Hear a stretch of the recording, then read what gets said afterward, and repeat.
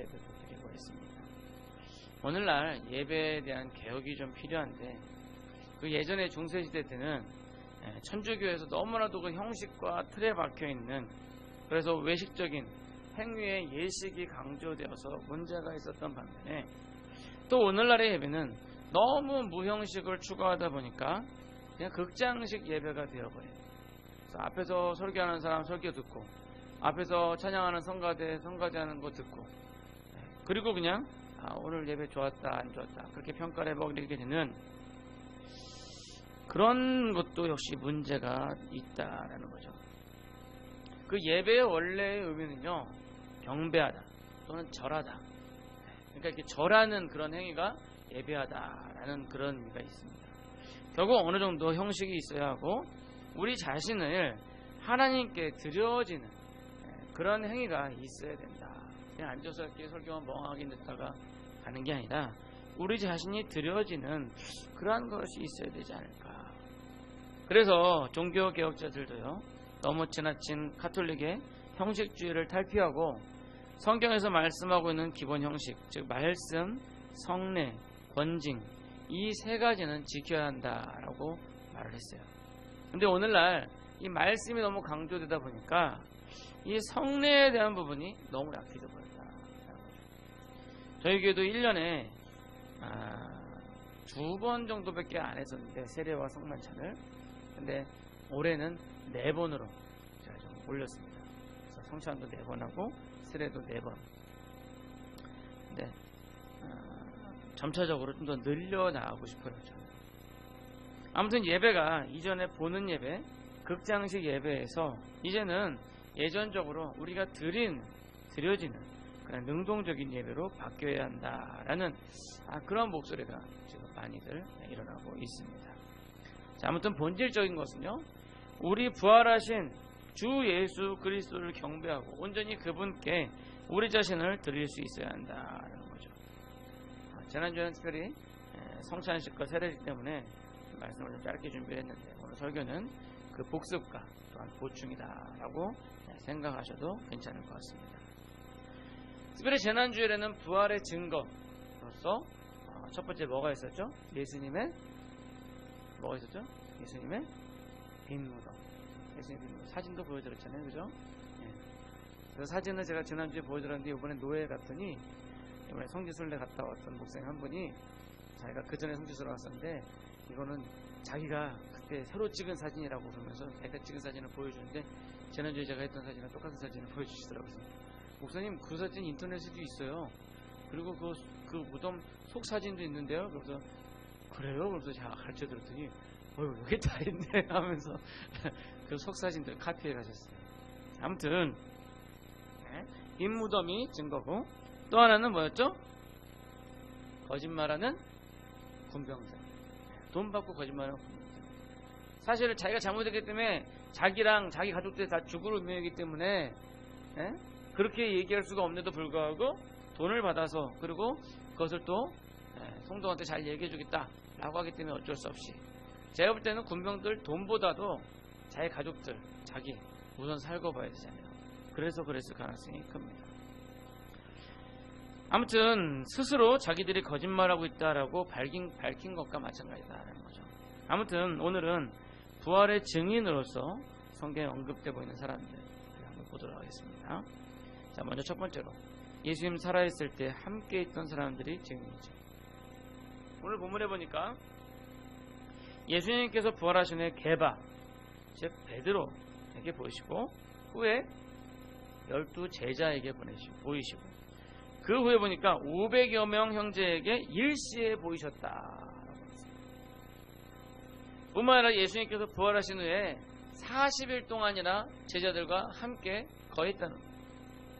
그것은 결국 예수님께서 부활하셨다는 사실의 결정적인 증거라는 것.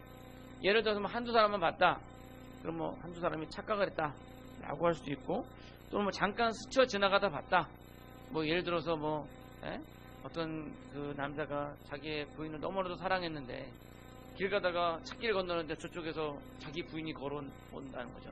그래서 쫓아가 본 게 사라졌다.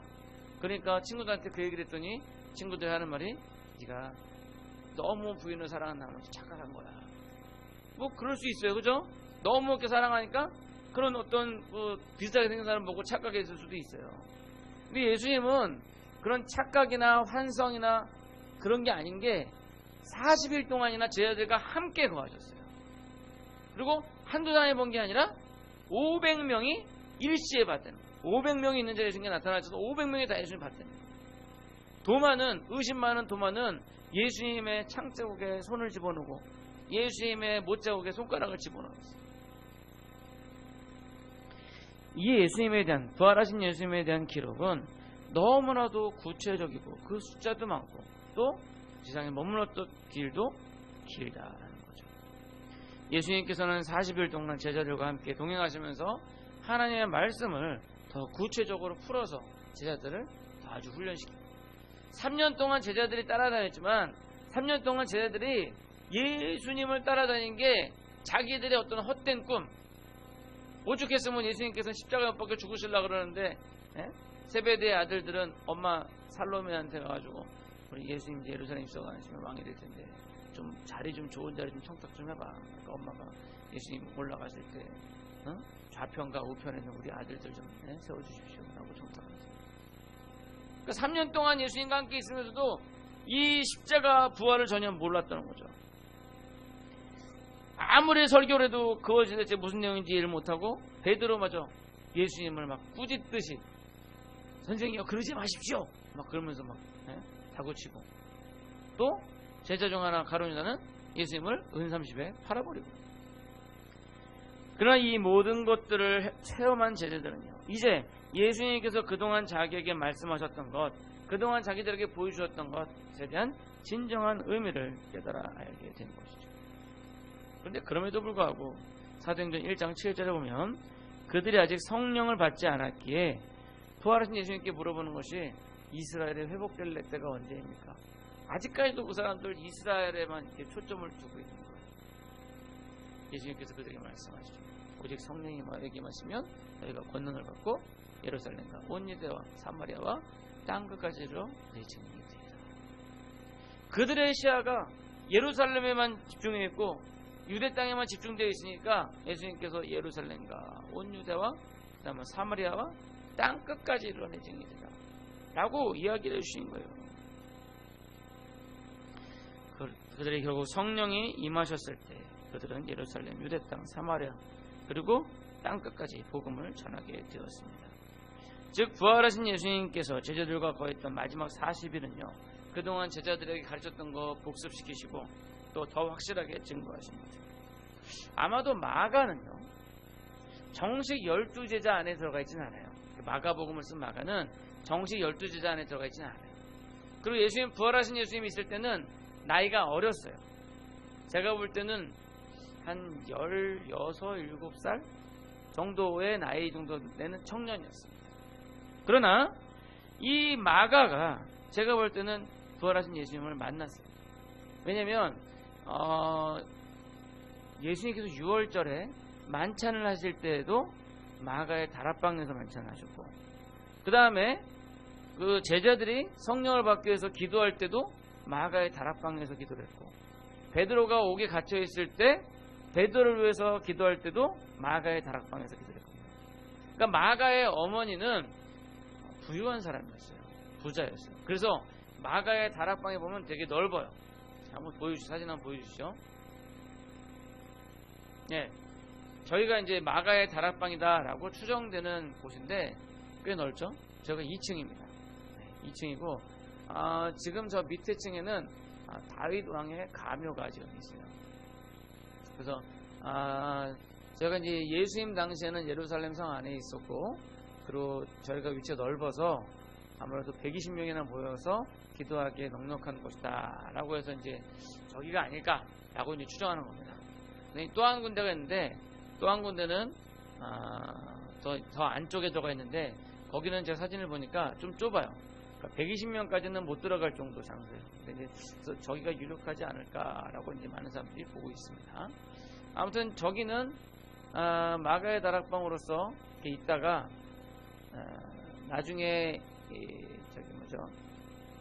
별로 이렇게 손상을 안 입었어요. 그러니까 티투스 장군이 예루살렘을 함락시킬 때 저기는 별로 안 건드렸어요. 그래서 이제 멀쩡하게 있다가 그러다가 이제 313년 콘스탄티노플 대제가 저기를 이제 기독교로 공인하면서 저기를 이제 교회로 사용을 했죠. 교회로 사용하다가 그러다가 이제 오스만 투르크족이 쳐들어가지고 페르시아가 쳐들어갔을 때 저기를 좀 상당 부분을 부셨어요. 부시고 난 다음에 이제 오스만 투르크족이 이슬람 문화가 생길 때 저기를 다시 복원을 해가지고 이슬람 사원으로 사용을 하다가 1948년 이스라엘이 이제 이스라엘 땅을 되찾아가지고 국가를 수립했을 때 저기 다시 로마 카톨릭에서 소유로 이제 해서 지금 교회로 지금 쓰고 있습니다. 자, 아무튼 저곳에서 바로 그 마가의 다락방에서 있었기 때문에 마가도 부활하신 예수님을 만난 그 500명 안에 들어가 있다라고 보여진다라는 거죠. 또한 그 바나바라는 사람 있잖아요. 초대교회 바나바. 이 사람은 상당한 재력가였는데 자기가 가지고 있는 모든 돈과 재산을 다 팔아서 교회에 헌물했어요. 그러고 난 다음에 이 사람은 어디로 가냐면 안디옥에 가서 사도 바울이랑 같이 안디옥 교회를 개척을 했어요. 그리고 거기서 바울과 함께 선교사로 파송을 받아가지고 터키 지방으로 이제 갔던 그 사람이 바로 마가의 삼촌이에요. 마가의 삼촌. 마가가 바나바의 조카니까요.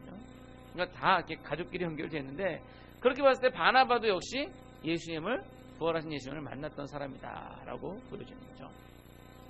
아무튼 이런 모든 실제했던 사람들이 부활하신 예수님을 눈으로 보았고 또한 그 예수님을 증거하고 있기 때문에 부활하신 예수님에 대한 기사는 역사적인 사실임이 틀림없다라는 거죠. 말하기는 부활하신 예수님에 대해 확신을 가지시고 믿지 않는 사람들에게 확실하게 전하실 수 있는 여러분들이 되시기를 소원합니다. 자, 두 번째로는요, 성경 기록 당시에 살아있던 사람들이 증인이랍니다. 오늘 보면 6절 말씀을 보시면 그 후에 500여 형제 계시 보이셨느니 그 중에 지금까지 대다수는 살아있고 어떤 사람은 잠들었습니다. 다시 말하면 바울이 이 고린도전서를 기록할 당시에 예수님의 부활을 보았던 500여 명의 형제들 중에 다수가 살아있었다는 거예요. 지난주에 설교 시간에 잠깐 언급했던 것처럼 고린도전서의 기록 연대를 보면 AD 한 57년 정도 됩니다. 57년. 그러니까 예수님께서 AD 33년에 돌아가셨다라고 생각하시면 예수님께서 죽으시고 부활하신 지 24년 만에, 그러니까 24년 후에 바울이 이 고린도전서를 썼어요. 그럼 27년이면 인간의 기억이 생생하게 남아있을 정도예요. 오늘 차량 운행하면서 우리 이금래 권사님 우리 망우리 고기를 넘어오는데 저희가 외정시대 때는 여기가 허허벌판이었어라고 얘기를 하시더라고요. 외정시대면 벌써 몇 년 전이에요? 한 50년도 전이죠. 50년에 훨씬 더 전이네요. 45년에 광복이 됐으니까 거의 한 60, 70년 전인데 그때 여기가 허허벌판이었다는 거 우리 권사님 기억하고 계시잖아요. 27년 전, 24년 전 24년 전 부활하신 예수님 부활했던 그 사건, 그때 그 당시에 있었던 예루살렘에 있었던 그런 사람들이 다 알고 있는 거예요. 그러니까 바울이 여기다가 예수님 부활하셨다고 기록을 썼을 때 그 당시에 바울과 같이 있던 사람들 24년 전 기억 가지고 있던 사람들이 이거 다 그거 거짓말이야. 그럼 그걸 안 받아들일 수가 있잖아요.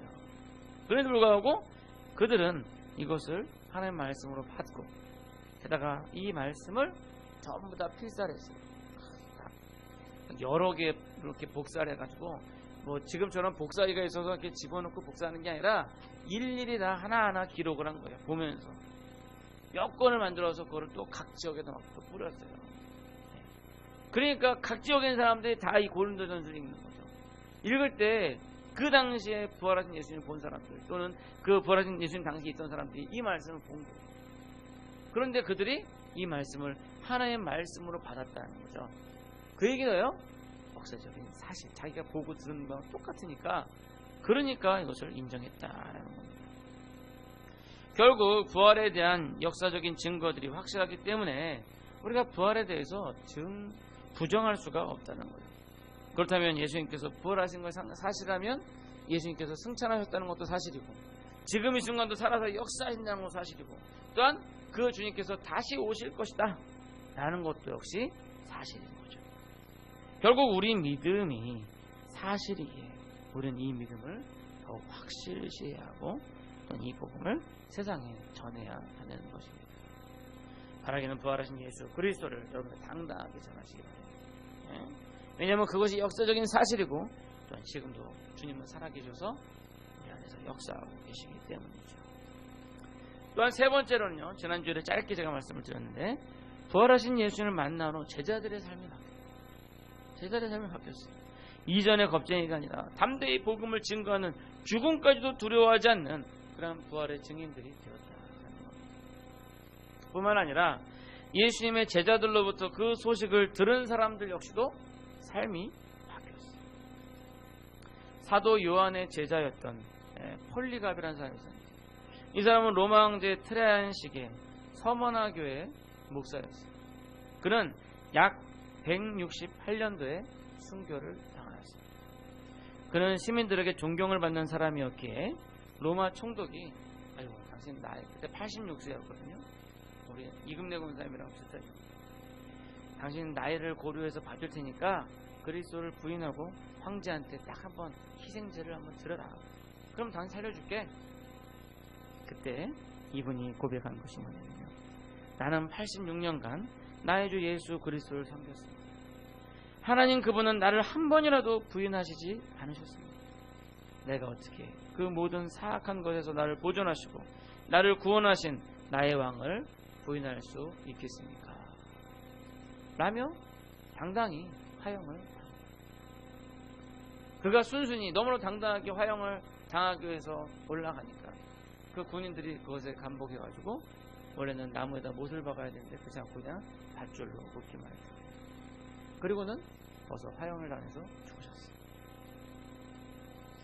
그는 불길에 올라오자 기도하기 시작했습니다. 오 우리 주 예수 그리스도의 영광의 아들이 아버지시여, 당신의 거룩한 이름을 알게 하시니 감사합니다. 모든 사람보다 뛰어나신 당신께 감사와 영광을 돌립니다. 영원하신 제사장, 사랑하신 성자, 그리고 성령님께 영광이 세세토록 있기를 원합니다. 아멘. 이렇게 기도를 마치시고 불에 타서 죽음을 당했다는 거죠. 이것은 바로 예수님의 부활에 대한 확신이 있기 때문에, 살아계신 예수님을 믿기 때문이고, 그로 말미암아 자기가 죽어도 결국 부활하게 될 것을 믿고 있기 때문에 이렇게 할 수 있었다. 폴리갑 이후에도 많은 순교자들이 부활하신 예수님을 만났고 그로 인해서 그 삶이 바뀌었고 죽음을 불사하고 하나님의 복음을 증거했다는 것. 제가 남아공에 있을 때 만났던 늙은 선교사 부부가 있었습니다. 그분의 조남이 김종량 선교사님이라고 대륙 선교회를 만드셨습니다. 근데 이분이 제가 잘은 알지 못하지만 그분이 젊은 시절에 독일로 유학을 갔어요. 엔지니어링을 공부하기 위해서 유학을 갔더라고요. 근데 그곳에서 미국 선교사를 만나가지고 성경 공부를 하다가 그 마음에 뜨거움이 생겨서 선교를 가야 되겠다. 그래서 어디로 갈까? 아프리카로 가야 되겠다. 그리고는 아프리카에 있는 말라위라는 곳으로 갔어요. 그리고 이제 사모님한테 편지를 쓴 거예요. 내가 여차저차 해서 독일 유학을 그만두고 내가 아프리카 말라위로 왔으니까 당신이 이쪽으로 오시오. 이 사모님은 완전히 그냥 한 방 딱 맞은 느낌이에요. 왜? 야, 이제 그 없는 살림에 유학 자금 만들어가지고 독일로 유학을 보냈는데, 이제 얼른 유학 마치고 와가지고 뭐 교수가 됐든 뭐가 됐든 해가지고 돈 벌어서 이제 브랭크 행복 시작일 거라 생각했는데, 갑자기 무슨 선교사로 갔다고 그래서 아프리카로 나보고 오라 그러니, 사모님이 이제 한 방 삥 맞은 느낌이었다고 그래서. 그래도 어떻게? 갔대요. 내가 비행기를 타고 가면서 이 사모님이 화가 났어요. 도대체 어떤 곳이길래 가가지고 나를 부르나. 그러면서 화가 나가지고 딱 갔는데 이분이 선교사님이신데 흑인 지역에서 흑인 집사님 집에서 잠깐 거주를 하고 있었어요. 그러니까 이제 일반 백인들 사는 데가 아니라 흑인들 지역, 우리 집사람은 흑인들 지역 어떤지 알아요. 양철 집에 비 오면은 빗소리가 툭툭툭툭 노래를 부르고 더운 여름에는 아주 쪄 죽는 그런 곳인데 사모님이 거기 들어가서 하룻밤을 자는데 모기와 바다에는 바퀴벌레 기어다니고 도마뱀이 기어다니고 사모님이 일어나면 바로 비행기도 타고 가야 돼. 내가 이혼해야 되겠다. 그렇게 마음 먹고 그러고서 빨리 입안만 지나라 그러고 있었대요. 그런데 그 밤에 갑자기 환해지더니 예수님이 나타나셨어요. 예수님께서 그 사모님한테 딱 나타나셔서 예수님께서 그 사모님에게 말씀하셨대요. 나는 너를 사랑하여 십자가의 죽음도 아끼지 않았는데 너는 나의 사랑하는 이들을 위해 무엇을 했냐. 사모님이 그 음성을 듣고는 그 밤에서도 밤새도록 눈물로 해결했고 밤새도록 눈물로 해결하고 그리고 목사님의 선교에 동참을 하게 됩니다. 그게 남아공에 가면 그 남아공 지역에 그 남아공이 이렇게 돼 있으면요 참 그 나라는 희한해요. 아프리카 남아공 나라가 이렇게 있으면 그 안에 요만큼 나라가 다른 나라가 있어요. 두 개나. 하나는 레소토, 하나는 스와질랜드. 근데 이분이 지금 스와질랜드에 가 계신데 스와질랜드에서 그 스와질랜드 왕의 허락을 받아가지고요 제일 큰 의과 대학을 거기 세웠어요. 그리고 스와질랜드 가기 전에 보면 어마어마한 땅덩어리에 거기 임마누엘 기도원이라고 하는데 우리 가끔 그걸로 가는데 임마누엘 기도원이 있고 그 건너편에 또 그 흑인 신학교가 있어요. 그래서 그런 그쪽 그 말라위라든지 잠비아라든지 이런 중부 아프리카에 있는 그 흑인들을 데려다가 공부를 시켜서 신학생을 만들어가지고 목사는 주고 그래서 그 사람들을 자기 본국으로 선교사로 파송하는 아무튼 그게 크게 지금 선교를 하고 계신 분이에요. 지금은 연세가 많이 드셔가지고 예전에 제가 봤을 때도 그때도 연세를 많이 드셨었는데 은퇴를 하셨었는데 지금 모르겠어요. 살아계실지는 모르겠어요. 아무튼 그러니까 그분의 그 간증을 듣는데 이게 좀 부활하신 예수님에 대한 산증입니다. 이처럼 우리 주님께서 부활하시고 지금도 살아서 역사하신다는 증거와 증인들이 지금 이 순간도 넘쳐나고 있다는 거예요. 바라기는 이 부활 신앙으로 또한 여러분들도 이 부활의 증인들이 되시길 간절히 축원합니다. 이제 말씀을 맺고자 합니다. 지난 주일에 이어서 우리에게는 수많은 부활의 증거들과 증인들이 있습니다. 예수님의 빈 무덤, 부활을 감출했던 군인들의 거짓말, 또한 부활하신 예수님과 40일이나 함께했던 제자들, 그리고 바울과 같이 부활하신 예수님을 만난 사람들, 그리고 그 부활 신앙으로 목숨까지 아끼지 않냐고 복음을 증거했던 수많은 사람들, 그리고 지금도 그 부활하신 예수님을 만나고 그 주님을 목숨 걸고 증거하고 있는 많은 사람들, 이 모든 사람들이 바로 부활의 증인들인 것입니다. 그러나 그 모든 사실들이 부활에 대한 믿음이 없다면 다 소용이 없습니다. 하지만 그런 많은 사실이 있는데 여러분들이 부활에 대한 믿음이 없다면 그런 모든 것들이 다 여러분들에게 있어서는 다 헛것이라는 거예요. 여러분들 자신에게 이것이 믿음으로 다가와야 합니다. 뿐만 아니라 남들이 다 믿고 그 믿음 증거하는 것이 무슨 소용이에요. 여러분들이 입술이 굳게 닫혀 있으면 남들 그렇게 했다는 거 그냥 듣고 아유 그렇지 그러고 끝나는 거예요. 수많은 증거들과 증인들이 믿어지신다면 이제 여러분들이 바로 그 부활의 증인이 되어야 한다. 바라기는 여러분들이 부활하신 예수님을 믿음으로 말미암아 또한 그 부활의 증인들이 되시기를 간절히 축원합니다. 기도하겠습니다.